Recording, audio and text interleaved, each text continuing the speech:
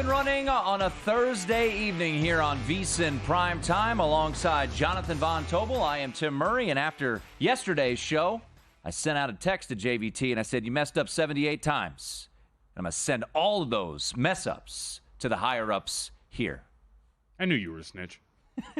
Oh, there's a snitch out there, and we'll get to them. A lot to get to. 2 NBA playoff games tonight. 2 games Snitches get stitches. On the ice.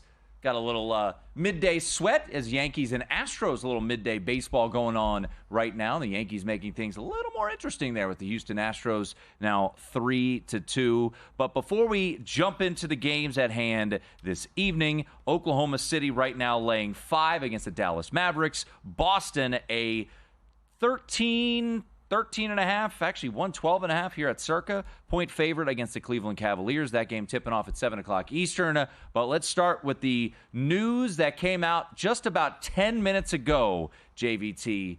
OG Anunoby has been ruled out for Game 3 of the Eastern Conference semifinals. The New York Knicks come back. They win last night despite Jalen Brunson missing a little of the first quarter, all of the second quarter. Jalen Brunson listed as questionable with that foot injury. I would imagine he will play in the game. Right now, the Indiana Pacers, down 0-2, are a 7-point favorite, and the hits just keep on coming to a Knicks team that already was lacking massive amounts of depth.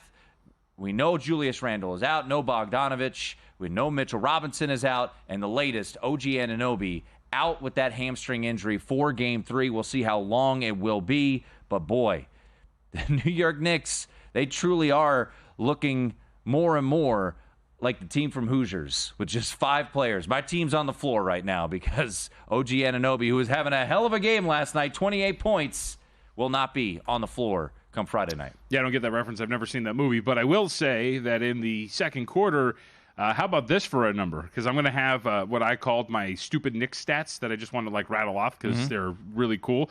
In the second quarter last night, the Knicks had a negative 45.5 net rating. So that was without Brunson out there. It's a little bit of a problem if that's going to be the case. You can only deal with so much, right? Like as much tenacity and New York grit as the Knickerbockers have, you can only deal with so much attrition before you just kind of give it up. And it's going to be fascinating that if I kind of assume Brunson's going to play, like the guy seems pretty tough and we know the situation the team is in, so I expect that he's going to be out there and fight through it. I mean, dude had 24 points in the second half last night. He's playing. He was incredible in the second half, and in the fourth quarter, again, down the stretch in clutch time, took over, was absolutely nuts. Double me, all right, we're going to find an open shooter in the corner. Single up, all right, I'm just going to take my guy and either get to the hole or hit a 3 over him. He was great. So I expect that he's going to be out there, but at what point does it just you just don't have enough? And it seems like this would be the case. Having said that, I don't know if I'm laying that number with the Indiana Pacers. Their defense still is abysmal. They can't make a stop. Again, last night, an offensive rating for the Knicks, who didn't have OG Anunoby, who are down to 5 guys. One of their dudes, Josh Hart, is playing every minute possible. They had an offensive rating of over 140. You can't win by margin playing defense like that.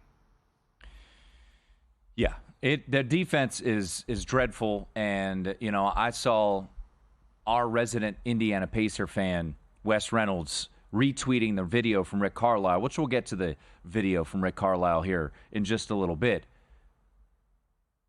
But Pacer fans had every right to gripe after Game 1. I understand it. But Rick Carlisle, I don't know, man, felt like a little too late with his rant last night. I understand the inadvertent whistle got him all fired up on the double dribble. Maybe when you can't defend anybody, and as Van Gundy pointed out on the broadcast, I don't know, maybe throw out TJ McConnell. Just try something different because what you're doing right now ain't working, as the Knicks, who were down double digits in the third quarter, were still able to come back and win. And, oh, by the way, cover last night against the Indiana Pacers. But just looking at series prices right now at DraftKings, Indiana plus 2.5 games is minus 190. So can the Pacers win 2 games from here on out is kind of an interesting look at how this moves forward. You and I both sit with Knicks minus 1.5 games. That's down to minus 135. So it was minus 140 yesterday. Mm-hmm. The Knicks win and it's minus 135. Kind of telling you something a little bit about what is expected in Indianapolis over the next 2 games, where the Pacers will be a favorite over the next 2 games against the New York Knicks. So the depth just taking another massive hit because OG Anunoby, it was one thing with Mitchell Robinson being out, really hurting the depth, but you still had Isaiah Hartenstein. Now, no OG Anunoby, who had 28 points and was kind of carrying the Knicks, JVT, for a little bit while Jalen Brunson was in the locker room dealing with that foot injury, and now he's out. And the one thing, and you could speak to this more than I can, following the NBA as closely as you do, he's been ruled out now. Not doubtful, not questionable, and then ruled out tomorrow. He's ruled out today, meaning I would think it's very unlikely he's playing Game 4, and who knows moving forward.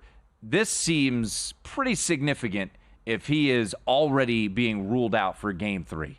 Yeah, no, I think that's a very good point because look at Brunson, right? Brunson is injured. We know he's injured. He's at least questionable, and there is some chance that he will play regardless of what is going on here. With OG Anunoby to get ruled out this far ahead of time is a problem, and the schedule really isn't going to do much. This isn't Timberwolves Nuggets where you get this 3-day break in between at some point. This is pretty much every other day and then 2 days of rest coming up in a little bit, but you're going to play again on Friday. You're going to get Saturday off. You're going to play again on Sunday. You only get Monday off. You play again on Tuesday. The biggest break coming is Wednesday, Thursday, when it changes from Indiana back to New York. Back to Indiana. So, that's a problem. There is no big gap to allow him to heal either. So we know at the very least, if the Pacers win 4 straight, you could go up to 6 games, whatever it is, but. This is the problem with the way the schedule works for them, too. There is no time for recovery for OG Anunoby. You can always join us on YouTube, free the first hour, youtube.com/VSiN Live. Scott has jumped in the chat, and he said, even though those guys are out for the Knicks, they will find a way to win a game in Indiana. He believes in the New York Knickerbockers. Scott, right? Yeah. Scott, I don't doubt it either. This team's, they're a bunch of psychopaths, man. This is crazy. Josh Hart whispering into the ear of Reggie Miller. We can't say it on the air. Went over the TNT airwaves, though, yesterday. Technically, we can say it. Yeah, We'll just get in trouble. I like my job, though. Yeah. I'm going to keep my job. That's a fireable offense? Let me see. No. Yeah, I think if you just blatantly said it, I think you'd be in trouble. I don't know if you'd be fired. If you want to test it, go for it. Mark joined us on Twitter. You can always tweet us. I'm at @1TimMurray. He's at @MeJVT. Wait a minute. JVT's a basketball guy, and he's never seen the movie Hoosiers. No. I'm not a movie. I got ridiculed earlier this week, and I've been taking it all week. Body blows from JVT because I didn't know anything about Dragon Ball Z. Correct. But you work in the sports industry and are our NBA insider, and you've never seen the movie Hoosiers. Isn't Hoosiers about like a high school team? It's like one of the most famous basketball movies out there. Again, though, point still stands. What does it have to do with what we're doing here? It's the first time it's come what up. What does Dragon Ball Z have to do with anything we do here? Everything. Really? We have Everything? RG3 making comps to Dragon Ball Z. Well, I just made a comp to Hoosiers. When did the movie come out? 1993. My deadline's 1990. Maybe I'll watch it. Have you seen Godfather? 1986, by the way. Godfather, no. Name it, I haven't seen it. I'm not a big movie guy. I don't like movies. I can't. Outside of sporting events, I can't commit like 2 hours, hour and a half. It's too much. But yet you yell at me. You ask me, like, do you do anything fun? I want to tell you what I do. I go home, hang with my family, have a glass of wine, watch sports. That's what I do. And watch movies from the 1980s? Sounds like a great time. Have some fun. I have seen Hoosiers. I'm not saying I watched it last night. Have you seen it in the last year? No. You're a liar. I haven't. You're a liar. I've seen it many times, though. You look like somebody who's watched Rudy like 5 times. Well, I'm a Notre Dame fan. I've seen Rudy many times. Rudy was offsides. He sucks. He was offsides, and Sean Astin, who played Rudy, was not a very good player, and I agree. Rudy was kind of a pain in the butt. I did get an autograph from Rudy, though. I came to a minor league baseball Don't real Notre stadium. Dame players actually hate Rudy? I don't know. I don't know if you go to Riley Leonard, do you think he knows who Rudy is? He's not a real Notre Dame player. He'll probably lie and tell you he does. Well, he hasn't played a game yet for Notre Dame. Notre Dame players hate Rudy. I love how opposing fans are like, he was offsides. I'm like, okay, it was a movie in 1993. I don't really care, But Will Brinson. Oh, Joe Montana hates Rudy. That's what it was. Yeah. Okay. I think they were teammates. I think they were on the same team. Yeah, that's why he hates him. Apparently, he was the try-hard in practice and was like, dude, he didn't even do any of the stuff that was in the movie. Well, Vince Vaughn pegged a football at his helmet. Yeah. But that was Vince Vaughn.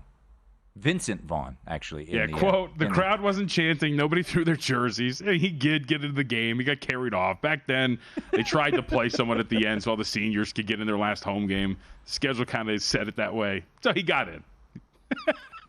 That's awesome. He got the movie made. More power to him. I mean, the takeaway here is I'm cooler than you. It doesn't really matter. Didn't really try. Oh, trust me, we know.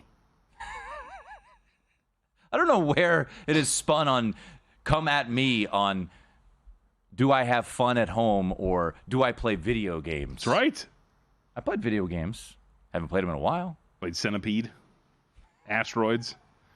Not 50. Contra or whatever the heck those other things are. Missile Command. 2 games tonight in the NBA and 2 games on the ice. Aaron Renning will join us later on this hour. ER. Tweet this guy, at MeJVT. He's never watched Hoosiers. But I don't know what Dragon Ball Z is, so you know.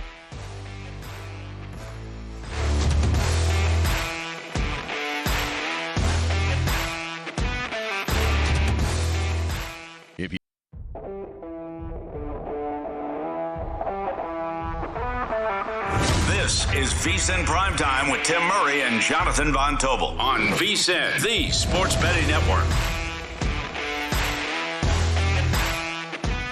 VSiN.com/subscribe. We've got a deal for you. Usually, annual subscriptions are $240 and they last 12 months. Not this time around. For less than $200, we're going to give you 14 months of access for a VSiN Pro subscription. That's right, an extra 2 months for free. All you got to do, sign up with the promo code PRIME. You get access to everything we do up on the website. That includes the daily articles in every single sport, the tools for all of you bettors out there. Want to find out the implied probability of something? We've got it up there. You want to calculate the parlay? We've got it up there. And of course, my favorite, the NBA Player Prop Analyzer gives you a record on current points, rebounds, and assists, and a history of a player's props as well. Check it all out now. VSiN.com/subscribe. Promo code PRIME. 14 months for less than $200. JVT watched a clip of Dragon Ball Z during the break, so he's all fired up right now. Over on VSiN.com with our player prop tracker, I was curious about Jason Tatum because it had felt like, to me, Tatum curious, eh? that Jason Tatum had not been exceeding his player prop, which, by the way, is 27.5 tonight at DraftKings. So I went over to our player prop analyzer, pulled it up, and sure enough, he has gone under his player prop in 10 of the last 11 games.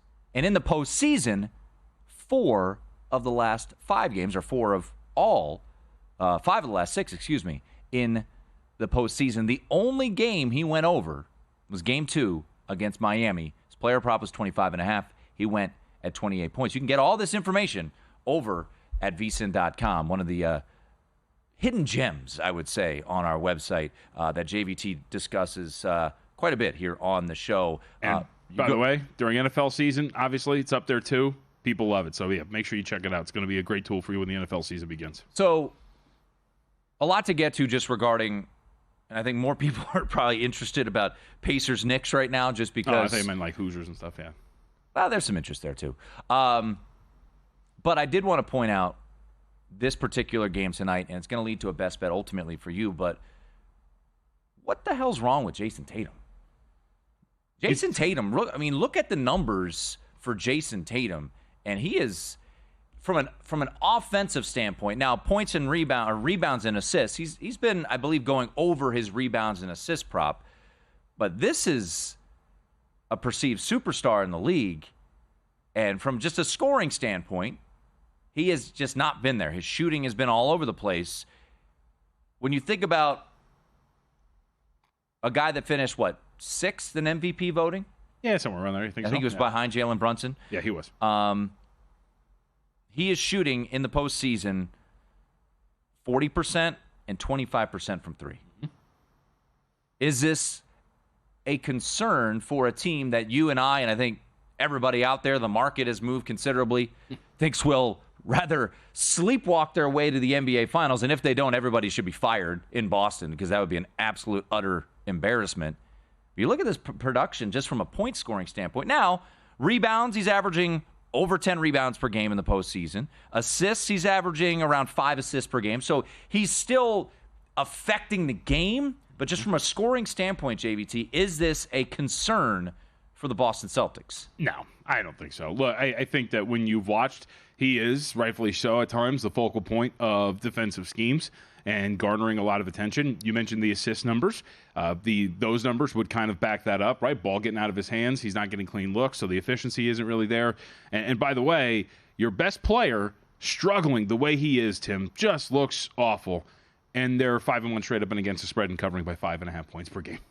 And we're talking laying really big numbers there too. I don't think I'd be too worried about this overall. Now, I will say this, and I think I brought this up to you yesterday. What's going to be interesting for Boston, and especially if this OG Anunoby injury is serious, and let's say the Knicks move on or whatever it's going to be, if you're not playing competitive basketball over the course of 2 months, and then all of a sudden you get thrust into an NBA Finals where it's just crunch time game after crunch time game, and you're getting grinded down, and you're getting into these matchups that are going to come down to the final possession when those types of games have been your issue in past postseasons, is this team, and by extension Tatum, are these guys going to be used to playing basketball like that? And I think that's a really big question, because I feel like you want to get tested, to the point we were talking about, I think it's 98-5 out there in Boston, was talking about the easy championship. I think it's just more about, are these guys are they going to be ready for what could be a pretty tough series in the finals, whether it be Oklahoma City, Minnesota, Dallas, or Denver? Because I think all of those teams would be very challenging for them.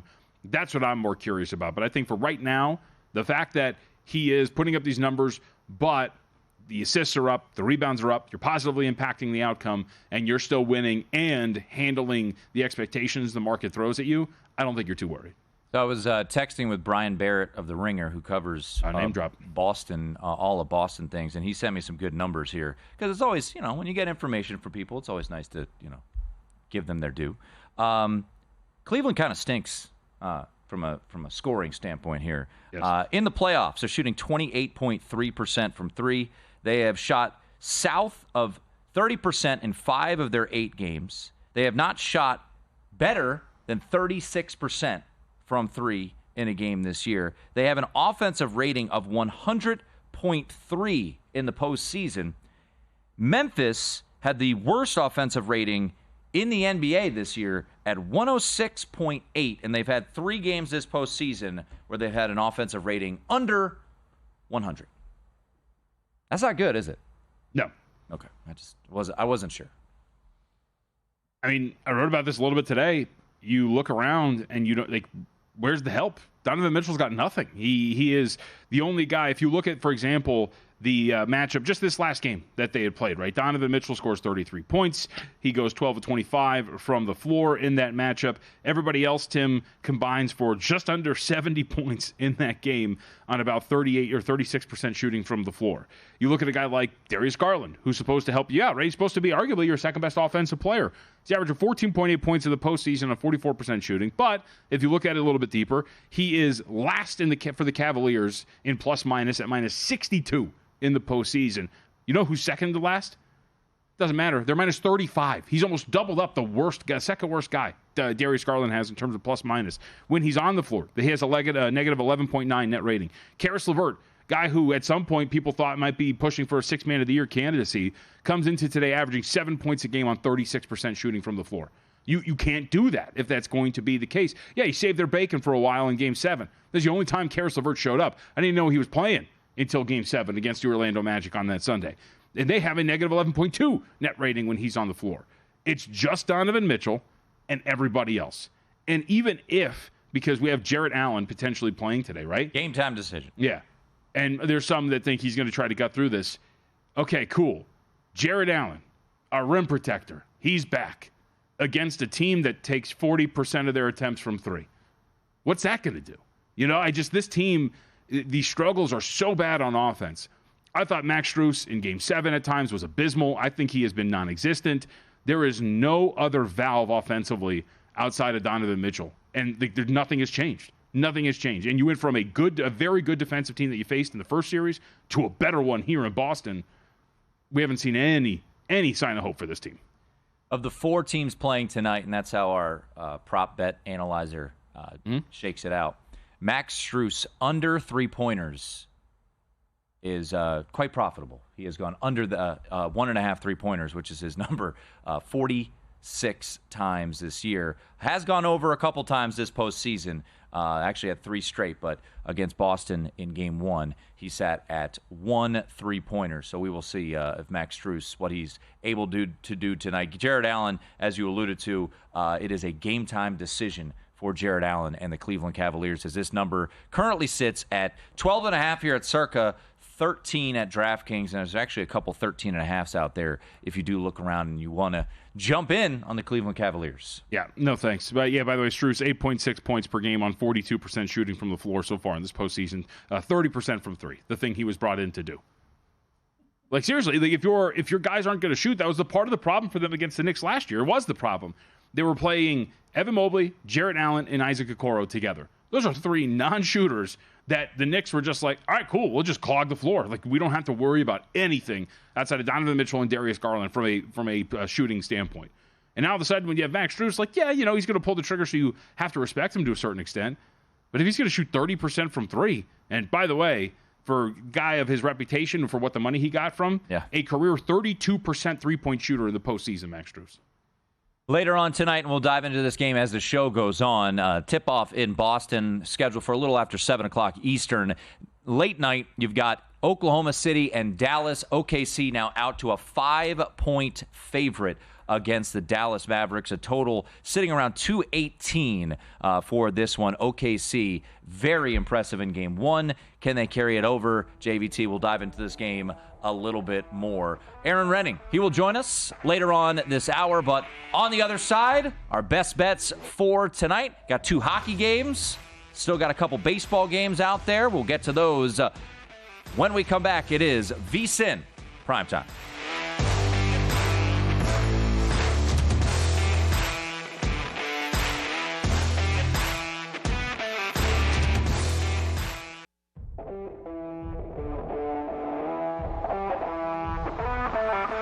This is VSiN Primetime with Tim Murray and Jonathan Von Tobel on VSiN, the Sports Betting Network. VSiN.com. Check it out now, folks. There's a lot of great content up there, including, there wasn't a lot of Major League Baseball today, and a lot of them started already, but we do have a smattering of late games. I got to write up for the first 5, including one of those late games. A lot of analysis on the NHL slate today, NBA, EPL, and that doesn't even scratch the surface, folks, because we have our betting picks, our betting splits, and our tools. Check it all out now in our new and improved VSiN.com. That's Jonathan Von Tobel. I'm Tim Murray. Aaron Renning will join us, and NBA handicapper, easy for me to say, coming up in 15 minutes. The NBA handicapper. Yeah? I consider that you. ER is, I'm ER's mentor. I learned at the knee of ER. He's your mentor. Oh, did I say that wrong? Mentee is what I meant to say. There you go. He reared me. Ian McDonald, loyal listener to the program and to VSiN, said, OG Anunoby is the Steven Strasburg of the NBA. If everything isn't 100%, he's questionable. I think OG, well, 2 things. Steven Strasburg, put some respect on that name, World Series MVP. Number 2, I think OG Anunoby has a legit injury. His hamstring, I would imagine, is... And I think there was a lot of criticism coming his way. I anticipate this to be a decent injury here for OG Anunoby. Oh yeah, I mean he's got it through some stuff. He had that elbow surgery and came back and has been fighting. So yeah, I wouldn't doubt the toughness of my man OG Anunoby. Balling last night, man. 28 points last night, and now out for Game 3. 2 games tonight on the NBA hardwood. 2 games on the ice. A couple baseball games still to come this evening. So let's get to it. Our best bets. I see you using an old style. I'm giving you the keys to the kingdom. Putting our money where our mouth is. I like to live dangerously. It's time for Best Bets. Come on, Jerry, it's a lock. All right. A winner last night for Mr. Von Tobel, no doubt about it, with the New York Knickerbockers covering that point spread. There was a doubt. Nah, got to be confident. That's how. You're right. I was brimming with confidence when Jalen Brunson went missing for a quarter and a half, and even his father went missing on the bench. No idea. And they'll get it. And the TNT broadcast didn't show up replay of anything for quite a while. And then we thought, oh, it's a hand injury. No, it's a foot injury. And he came back, and he played well. He had 24 points in the second half, and they got the cover, did the New York Knicks. Got a first period under yesterday, sweated that one out. So that was able to come home. Unfortunately, the Nats-Orioles run line did not come home, but we move on. Let's get to your play. Let's go to the NBA. Right now, that 12.5, gone. It is now 13 across the board. Boston laying 13 tonight against the Cleveland Cavaliers. Yeah, and look, we've talked about this a lot with the Celtics, where the market kind of seems to be, maybe snapping up some of these half points every once in a while here and there. By the way, it looks like Jarrett Allen is officially out. So probably the reason why you saw that kind of snap back to the 13. I'll lay it with the Boston Celtics here. I explained a lot of the numbers already that were up in the article. I just don't think that this Cavaliers team has anything for Boston. And they're not even, Tim, you go back to the game that Boston lost to Miami. They're not even that kind of a shooting team that I would think that they're going to have. Generally, any team can do it. But you know what I mean? Like that you're going to be in real danger of even the hot shooting night outside of, and this is a possibility, outside of a nuclear Donovan Mitchell game, which I would argue 33 points on 12-25 shooting is kind of close to nuclear. It's a pretty good game. And you still ended up not scoring 100 points and not even covering that matchup. This Celtics team is 5-1 straight up and against the spread. They're covering by about 6 points per game. You could make the argument that despite all of the market respect, Boston's actually still being slightly undervalued. We talk about the fact that the market likes to take those half points right before tip, all that kind of stuff. I'm just willing to sit back and roll with the better team.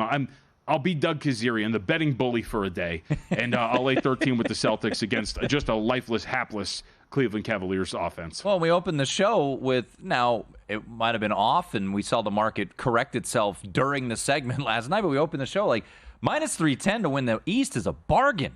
And now it's minus 450 at DraftKings, and that's the price that it probably should be. Maybe even still short when you think about the Knicks in this injury situation. If it's the Pacers, good luck. I guess we're still curious about the status of Kristaps Porzingis, but I'll continue to say what I've been saying, and you've been saying it longer. If this Celtics team doesn't make it to the NBA Finals, I mean, what went wrong? Because it would be an absolute disaster for them not to get there. And the more and more I think about it, I have some sweep in my back pocket. Could the Cavaliers find a way to win a game in this series? I guess it's possible, but they shouldn't. They should not win a game in this series. The Boston Celtics are that much better. And to what you pointed out and the numbers that are out there regarding this Cavaliers team, is Donovan Mitchell and everybody else. Yep. And no one else has found a way to step up. You got a baseball play coming up as well, so what else you got? Yeah, all right, so we'll go with, I guess, a somewhat unique baseball play here today for the first five. But I don't know if anybody's, we got like playoffs, we got hockey, we've got the NBA going on, so there's a lot, and maybe you missed some things in the early portion of the season. I'm here to announce to everybody that Sonny Gray might be the best pitcher in Major League Baseball. He has been absolutely untouchable. 0.89 ERA, a 158 fielding independent. So even the underlying metrics are telling you, that's legit. He's absolutely incredible. And as I put in the article today, hitters just cannot connect with his stuff. In 71 events, we'll call the batted balls essentially, Tim, under 30% have been considered hard hit. He owns a 4.2% barrel rate. Those two metrics, 89th and 82nd percentile amongst qualified pitchers. He has elite command. He's in the 94th percentile in strikeout rate. So not only is he not giving up any hard contact, he's also mowing guys down at a pretty good rate. 77th percentile in whiff rate. So guys are going after him and missing two. He's just awesome. And you get a Brewers lineup here that has kind of scuffled. We talked about this with Adam Burke the other day, brought it up when I had the first five in the Royals-Brewers lineup as well. And by the way, kind of got that wrong. Brewers actually went 13-30 in that game, but still bigger picture. Over the last 3 weeks, this is a team that's 14th in weighted runs created plus. But, and this is where I kind of changed it up, I didn't want to go with Brewers. I usually go like lay the half run, right, in these first fives. But I don't trust St. Louis lineup. They just lost Wilson Contreras the other day. Did you see his injury? Oof. He went out for, he got essentially, bat came down on his wrist and his forearm broke it. Like you could see it like right there. Yeah, it was not great. So you just lost Wilson Contreras for a lineup that stinks. 25th in weighted runs created plus. Wilson Contreras is slashing 280, 398, 551. He's been their most productive hitter. So instead of trusting them to win by margin, I'm just going to trust Sonny Gray to hold this Brewers lineup down. Went first five, team total under 1.5 at -105. It has since moved at about -120, -125. I haven't looked here for the last hour or so. But I do think that if you're talking about, if you can get like a -115 and -120 would be the most I would lay up to here. But Brewers, first five, team total under 1.5. That's why you got to check out VSiN.com each and every day and get the good price. So make sure to check that out each and every day. Tuesdays and Thursdays is when JVT does his baseball first five. And post NBA playoffs might have a little bit more frequency to it too. So that'd be fun. There we go. Also on VSiN.com, you can check out Johnny Lazarus. He writes up the NHL. We got 2 games on the ice tonight. As coming up first will be the Rangers at the Carolina Hurricanes, and then later tonight, Colorado and Dallas. Dallas blowing a 3-goal lead in that first game and losing in overtime. Carolina losing in overtime, double overtime as well. So I read Johnny's article, and then I was texting with a friend of the show, Todd Furman, and they both came to a commonality, which was the expectation that Carolina is going to come out buzzing.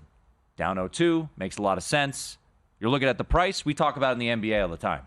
The tax you have to pay in these desperation spots. It's -160 for the Carolina Hurricanes to win tonight on the money line.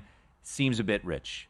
So what Johnny pointed out on his write-up on VSiN.com and what Todd alluded to as well, Igor Shesterkin, the goalie for the New York Rangers, has been phenomenal. He'll be in the net tonight. The expectation is Carolina's going to pepper him. Over-under is 30.5 saves. I think this moved from earlier today at 29.5. So let's have a little fun. We'll go over 30.5 saves for Igor Shesterkin, plus 105 right now at DraftKings. I do think Carolina wins this game. You're starting to see some offshore shops get out to like -165. I didn't want to lay -160. I might personally put a little in the pocket, but let's have a little fun. Igor gets some big stops in net tonight for the Hurricanes, and Carolina has been phenomenal at home. As Johnny pointed out on social media today, they are, I believe, outscoring opponents 15-4 on home ice these past couple of years. So I think we see a hungry Hurricanes team, but maybe Shesterkin can stand on his head, get us 30.5 saves to the over there in this one. I like it. The series has been fun. It's been a very high-level offense series that I have watched up to this point, at least the most aesthetically pleasing series that I have watched up to this point. Also tonight, we'll see if Dallas can bounce back after blowing a 3-goal lead to the Carolina Avalanche. They are around a -130 favorite against the Colorado Avalanche. We'll talk to Darren Banks, our good friend, in studio in the final hour of the program. We'll get his thoughts on that one. And after Edmonton blew a lead last night to the Vancouver Canucks, is it time to buy in on the Edmonton Oilers on a cheaper series price? We'll find out all those answers next. But we'll do that with Aaron Renning. We'll talk some NBA with him on the other side of the break. It's VSiN Primetime.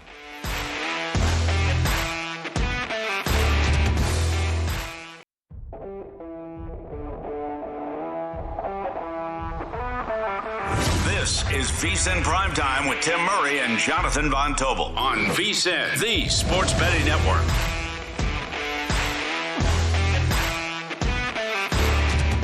New customers at DraftKings Sportsbook can get in on this great offer. Bet $5, get $150 in bonus bets instantly. That's right. Download the DraftKings Sportsbook app now and use code VSiN only at DraftKings, an official sports betting partner of the NBA. The crown is yours.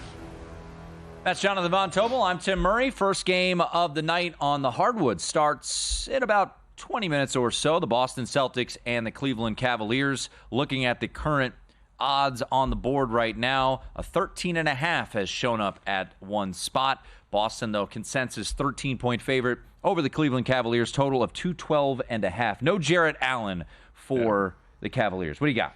I like old guys, right? Like old guys in media coverage. And I know we have Aaron Renning coming, so I won't take too much time on this. But like Mike Wilbon was quoted as saying, I won't call it Willis Reed, but Jalen Brunson was impressive. Like, can we get a timely reference of a guy maybe who played a little bit more recently? Come on, man. Know your history. All right, let's bring in Aaron Renning. NBA handicapper joins us right now on the program on our progressive guest line. You could follow Aaron on Twitter at ERSports1. We'll run through the games tonight before getting to the news that came out just before we came on the air that OG Anunoby is going to be out, and Adrian Wojnarowski on NBA Countdown said it's unlikely that he plays in Game 4 as well. But as we look at this series right now, Cleveland and Boston, Aaron, more big picture on Boston, because we've been discussing this the past couple of days. I mean, you look at how this road has broke for them and how Cleveland's playing, the Knicks injuries, the Pacers' inability to play defense. JVT set the number at 3.5 losses to start the postseason. I mean, realistically, Boston shouldn't lose more than one game until the NBA Finals moving forward. Hey, great to be with you guys, JVT and Tim. And boy, JVT, you start bringing up old guys. I thought you were going to bring me into the fold. I wouldn't do that to you. But I certainly do miss talking NBA with you, as we did in the VSiN, I guess, infant or I guess adolescent days. But yeah, I mean, I bet Boston the other night, and I bet them a couple of times so far in the postseason. And I mean, boy, when they are motivated and ready to go, they could certainly run through an opponent. I did not come back and bet them in this game, but with that said, just watching that game the other night, I mean, Donovan Mitchell did about everything that he could possibly do. 33 points, 12 of 25 from the field. And, to still get beat by 25 after that performance, boy, that has to be a little bit tough to overcome. And obviously Tatum wasn't making a lot of shots as well. I still feel like there's definitely some holes in this Celtics team. But, yeah, no Jimmy Butler, no Jared Allen, especially without Porzingis. I think from, defending the rim, they have some issues with that. Shot selection is always, can be a little bit better for the Celtics. I mean, a lot of times they just bring the ball up the court and, within 5-6 seconds of the shot clock, they just throw up a 24-foot three-pointer. So I think they have some issues, but it certainly doesn't seem like Cleveland's going to be exploit them in this one. So I didn't bet this game, but yeah, it looks like, as you mentioned, Celtics get a break here with Cleveland and, might get it in that next round as well. All right, the other game tonight, Dallas, Oklahoma City, ER. We're up to 5 now. Total is 218.5 or 217.5, so you can find the number that you want at this point. But we've come quite a far way, right, from the opener of Game 1. Opener of Game 1 was 2.5. Here we are at 5. Is this adjustment too much? And how much do you think this is the market accounting for what is clearly a very unhealthy Luka Doncic? Yeah, that's a good point. I kicked myself a little bit. I did not bet the Thunder in the series or that first game. If you're betting this stuff day to day, it's hard not to like this team the last couple of years. I mean, just tremendously coached, great, together team, that's really provided a lot of value to bettors. And, the thing that you look at in that first game, I felt like I wanted to watch a game in this series because I still feel like the Thunder can be a little bit small, can be, physically overwhelmed at times, which is, it's a thing in the playoffs. You're kind of seeing that with Minnesota in their first 2-round matchups. And boy, that was just not the case at all. The couple of key stats that I looked at for the Thunder, from a rebounding perspective, 52 to 39, offensive rebound, 16 to 11, outscored them in the paint. If they continue to do that, this is going to be a short series. And, you're right with Luka, and Dallas built this team with their turnaround at the All-Star break. They were going to put guys that could defend around Luka and Kyrie. The problem is when you have Luka playing so poorly and shooting so poorly, whether he's hurt or how bad he is or whatever, there's just nowhere for this team to generate other offense. 95 points, that's just kind of the thing here. I would expect Luka to come back and play better, but maybe he's just not capable. So obviously that's what you're kind of looking for in this one. Professional handicapper Aaron Renning joining us here on the program on our progressive guest line at ER Sports 1. Let's jump to tomorrow night, and I think a game that most people are fascinated by. New York, Indiana. Knicks have a 2-0 lead, but we get the news, Aaron. No OG Anunoby tomorrow night, just added to the depth concerns there. We saw Jalen Brunson get nicked up. He comes back. He has 24 points in the second half. He's listed as questionable. We all expect him to play in this particular game. But you look at the market right now, there's some 7.5s out there in favor of Indiana. So what do you make of that number? And what do you make of this series now, knowing that OG Anunoby more than likely is going to be out 2 games, if not more? We know there's no Mitchell Robinson, Julius Randle, and Bogdanovich. So do the Pacers, despite their issues on defense, have a shot to come back in the series?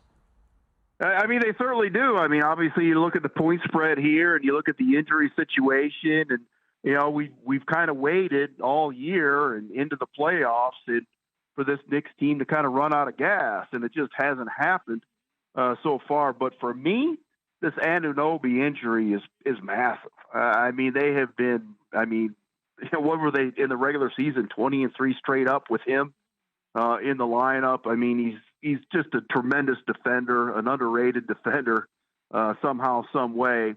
And obviously, he carried the team in the first half, kept them somewhat in the game the other night against Indiana. So massive blow. You see these other guys. Hart played 48, DiVincenzo 44.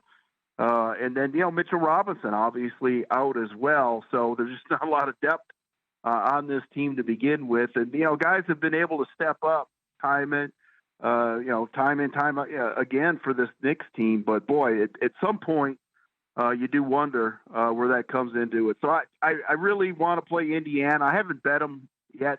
I think I'll come up with some form or fashion, but boy, you're paying a pretty good tax here.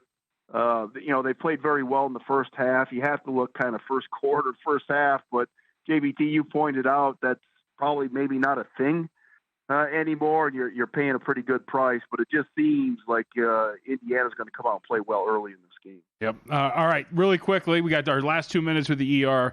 How much, if at all, have you adjusted your power rating on Minnesota, and what do you expect from the T-Wolves on Friday night when they go back home up 2-0? Well, I think the better question is what can we expect out of Denver? Yeah. Because and quite honestly, I've liked Minnesota all year. I bet them, big bet on them in the first round against Phoenix. Came back with them here against Denver. So I like this team a lot. If Towns plays like he did the other night, 10 of 15 from the field, 27 points, 12 rebounds, plus 21 plus minus, they're going to be hard to beat by anybody, including the Celtics. That was kind of the key linchpin to me. It just kind of can go south with his style of play and how he fits in with his team. I thought he was tremendous the other night. So the big thing is, what can we get out of the Nuggets? I mean, I've watched Joker play a ton of basketball the last couple of years, and boy, I just have not seen him even close to being out of sorts here. But with that said, defending champs plus 4.5 points in this one. For me, it would, I think I'm squarely in the Minnesota corner here, but for me to bet this game, it would be Denver in essentially an elimination game, just about to come out and keep this one close. You can follow him on Twitter at ER Sports 1. He is a professional handicapper, Aaron Renning. Aaron, always appreciate it, man. Thanks, ER. Hey, good to be with you guys. Thank you. There he is, Aaron Renning, joining us on our progressive guest line. By the way, VSiN PrimeTime is presented by ZYN nicotine pouches here on VSiN. That's Jonathan Von Tobel. I'm Tim Murray. What'd you call them? The stupid Knicks stats? Yeah, stupid Knicks stats. We're going to get to those. Good stupid. Yeah, in a good way. That's what the kids say, right? I'm hip. Know about Dragon Ball Z. That's what hip people say. That's right. Yeah, got one, too.